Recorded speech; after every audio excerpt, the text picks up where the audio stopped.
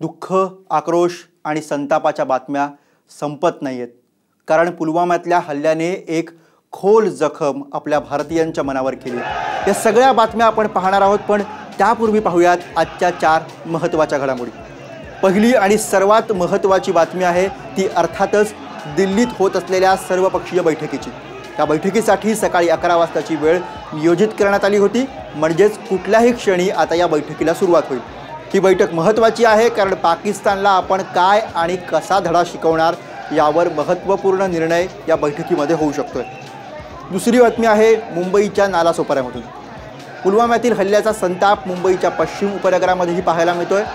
नालासोपाराकरांनी आज ऐच्छिक बंद पुकारला होता आणि या बंदला मोठा प्रतिसाद मिळाला आणि नालासोपाराकरांनी रेल्वे ट्रॅकवर उतरून आपला संताप व्यक्त केला। त्यामुळे 8:30 वाजल्यापासून पश्चिम रेल्वेची वाहतूक खोळंबली आहे आणि वसई विरारवरून चर्चगेटच्या दिशेने प्रवास करणाऱ्यांना याचा मोठा फटका बसतोय। तर तिसरी बातमी आहे भ्याड हल्ल्यानंतरच्या उत्स्फूर्त बंदची। भ्याड दहशतवादी हल्ल्यानंतर जनसामान्यांची भावना तीव्र आहे। 49 शहीद जवानांचं बलिदान भारतीयांना स्वस्थ बसू देत नाहीये आणि याचे पडसाद देशभर पाहायला मिळतात। तसे ते काल पाहायला मिळाले, तसे ते आजही पाहायला मिळतात। सांगली, हिंगोली, नांदेड, वसई विरारमध्ये उत्स्फूर्त बंद पुकारण्यात आलाय, ज्याला सामान्यांचा मोठा पाठिंबा मिळतोय। चौथी आणि अखेरची महत्त्वाची बातमी आहे आक्रोशाची।